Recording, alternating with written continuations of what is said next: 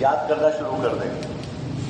تو اس لیے ماں کے پیٹ سے ہی بچے کی تربیت شروع ہوتی ہے.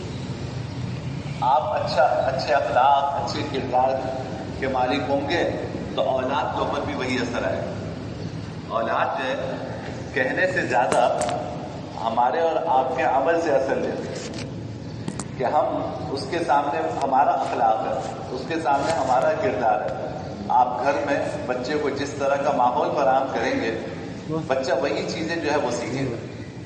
آپ کو گھر میں اگر جھوٹ بولا جا رہا ہے تو آپ یہ توقع رکھیں کہ بچہ جھوٹ نہیں بولے گا. ایسا نہیں ہو سکتا.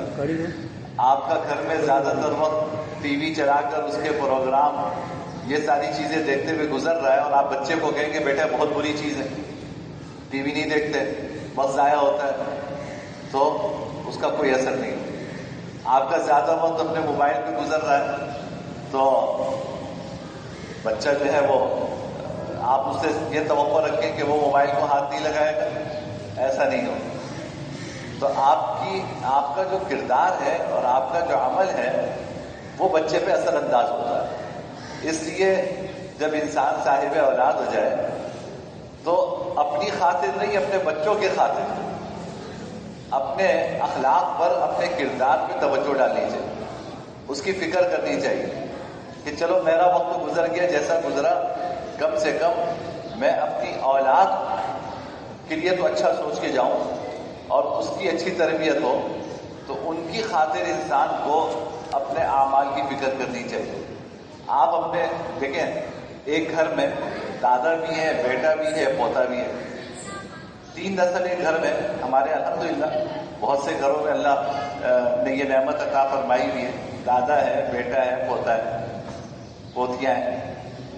باپ کا اپنے باپ کے ساتھ جو طرز عمل ہوگا آپ یقین کیجئے کہ آپ کے بچوں کا طرز عمل بھی آپ کے ساتھ بڑھاپے میں ویسے ہی ہوگا. آپ یہ توقع نہ کیجئے کہ آپ کی گفتگو کا انداز اور آپ کا طرز عمل اپنے والدین کے ساتھ تو کسی اور نوعیت کا ہو اور آپ یہ سمجھیں کہ جی بچہ جب بڑا ہوگا تو وہ ماں باپ کے حقوق کا خیال رکھے گا اور ہماری خدمت کرے گا اور ہمیں اپنی ہتھیلی پہ لے کے رکھے گا.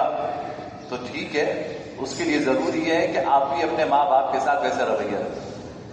جب آپ اپنے ماں باپ کی فکر کریں گے، ان کی ضرورتوں کی فکر کریں گے اور تو وہ بچہ آپ سے سیکھ رہا ہوگا کہ ماں باپ کے ساتھ جو ہے وہ کیا عمل کرنا چاہیے.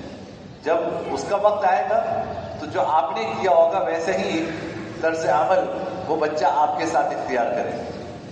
تو اس لیے بھائی قول کی بات تو بعد میں ہے کہ آپ زبان سے بچے سے کیا کہیں، لیکن سب سے اہم جو اس کی تربیت میں اثر ہے وہ آپ کے عمل کا ہے.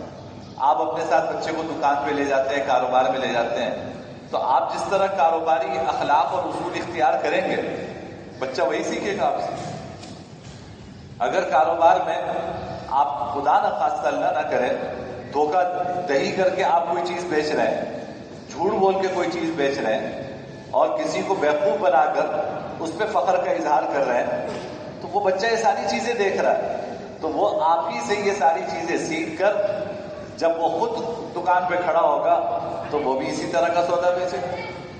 اور اگر اس نے اپنے والد کو دیکھا کہ کیا دیانتداری ان کی ہے اور گاہک کے ساتھ ان کے کیا اخلاق ہیں اور ان کے کاروباری اصول اخلاقیات پر مبنی ہیں، تو وہ بچہ جب بڑا ہوگا تو وہ بھی انہی اصولوں کی پاسداری کرے.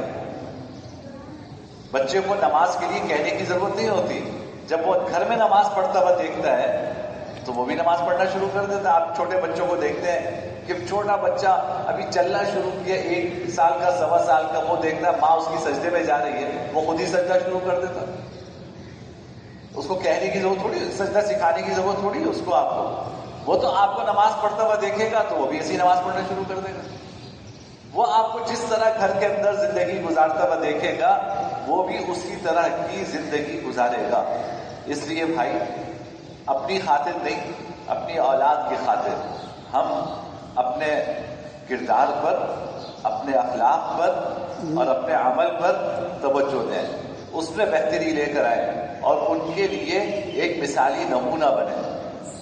اس کے اسکول میں جا کے کیا سیکھے گا؟ وہ اسکول میں بچہ جاتا ہے 6 گھنٹے رہتا ہے اور یا 4 گھنٹے رہتا ہے، اس کے 18 گھنٹے آپ کے پاس گزرتے ہیں.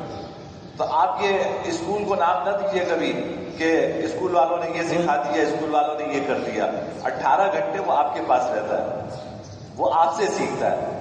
اسکول میں اگر کوئی منفی چیز سکھائی بھی جائے گی، گھر کی تربیت سے وہ منفی چیز ظاہر ہو جائے گی. تو اس لیے اپنے گھر کا ماحول بہتر کریں اور ماں باپ اپنے کردار پر، اپنے اعمال پر، اپنے اخلاق پر توجہ دیں. انشاءاللہ یہی اولاد جو ہے یہ اس کی صحیح تربیت ہوگی اور ایک یہ بہتر مسلمان بن کر یہ آگے زندگی گزاریں گے. اللہ تعالی ہمیں اس کی توفیق نصیب کرے. الحمدللہ رب العالمین والعاقبۃ للمتقین والصلاۃ والسلام علی سید الانبیاء والمرسلین. اللهم لك الحمد لا نحصي ثناء عليك انت كما اثنيت على نفسك. لا اله الا الله الحليم الكريم. سبحان الله رب السماوات والارض رب العرش العظيم. رب اغفر وارحم وانت خير الراحمين. اللهم اجرنا من النار، اللهم اجرنا من النار وادخلنا الجنة بغير حساب. صلی اللہ تعالی علی خیر خلق محمد وعلی آلہ وصحبہ اجمعین. آمین برحمتک یا